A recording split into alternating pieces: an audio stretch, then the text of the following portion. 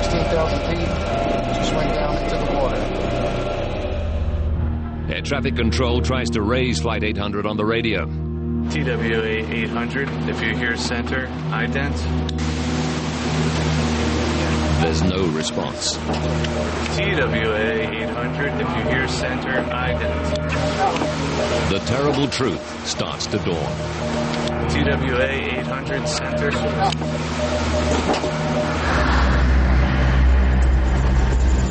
Thousands of meters below, a helicopter from the Air National Guard flying on a training mission is caught beneath the blast.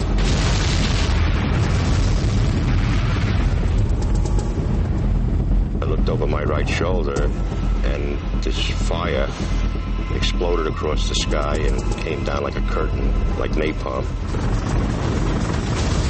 Flaming aircraft debris starts to fall all around them.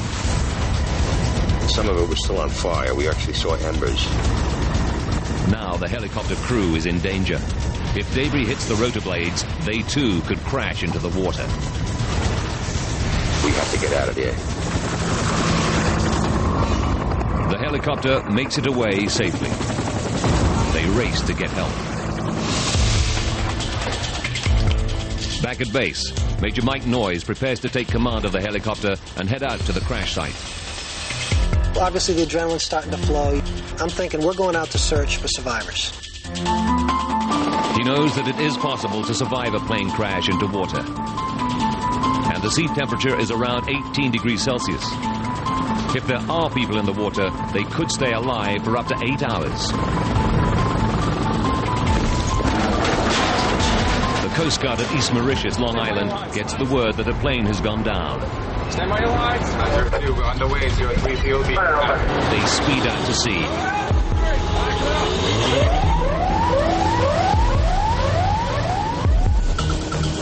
First on the scene is the Air National Guard rescue helicopter. The sea below them is on fire. Picture a campfire that's a quarter or a half mile long, but the flames are, I don't know, they're at least 10 feet high. Meanwhile, reports of the disaster start to break on the news channels. This is the latest we have on the crash tonight of TWA Flight 800 into the waters off Long Island, New York. This was on its way. Among those watching are Aurelie and Walter Becker. They realize it's the flight of their daughter, Michelle. The first pictures you saw were shot from the helicopter with the debris field and the flames coming out of the water. And I said, oh my God.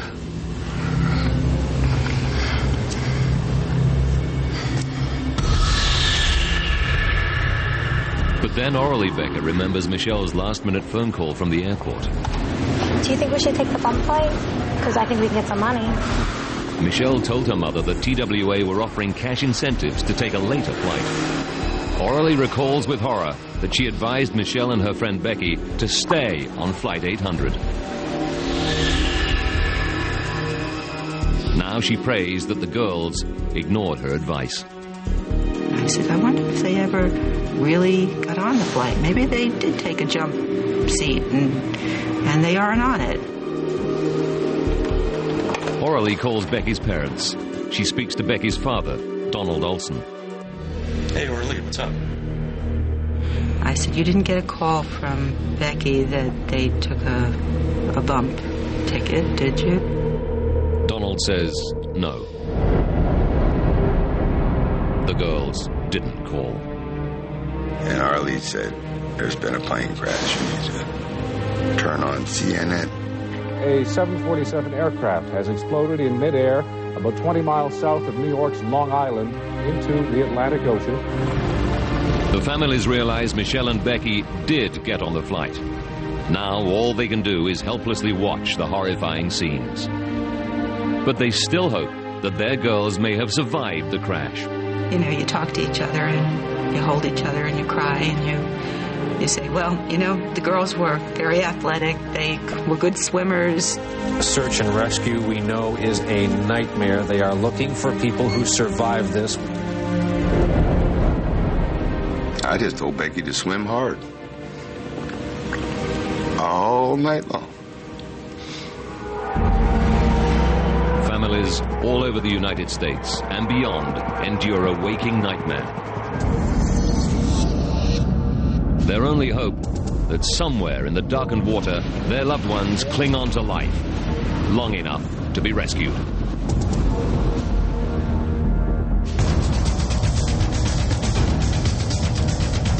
En route to Paris from JFK with 230 people on board, TWA Flight 800 explodes and plunges burning into the Atlantic.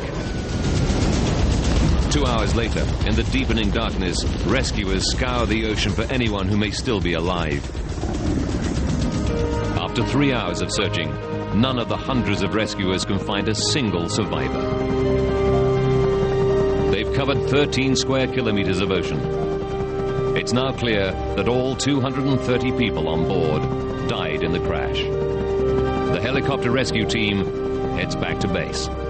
We did our best that night to try and find anyone who could have survived that crash. And to return empty-handed was a very low blow.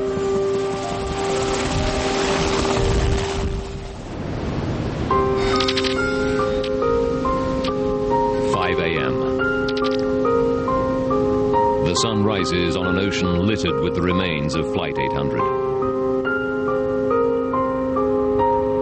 Boat crews bring pieces of wreckage to the Coast Guard station at East Mauritius. Rescuers have recovered 73 bodies, but no survivors. Jamie Hurd's father, Jim, realizes that any hope his 29-year-old son made it through alive is gone. It's not a good time in your life. You know, you're just really thinking about one thing. And to me, the one thing was that I was going to go get Jamie and bring him home.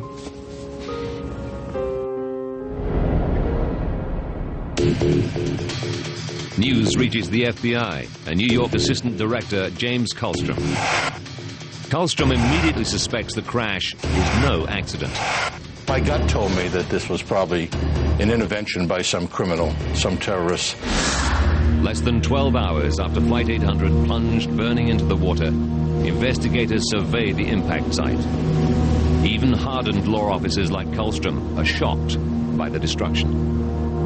I'll never forget the scene of miles, seemed like miles of debris. Pilots who were near the jet when it exploded tell FBI agents that the blast came out of the blue. But witnesses on the ground report something highly suspicious. We had 50, 60 people that had called in and said, I saw things in the sky. Some described them as ascending towards this fireball. Over time, 258 people tell the FBI they saw something streaking through the sky at the moment the 747 was lost. I followed the streak of light, red-orange in color, moving from my left center to my further left. 2 people even caught an image on camera. One photo shows a mysterious trail in the sky. The other appears to show an object shaped like a missile. Kallstrom faces a horrifying possibility.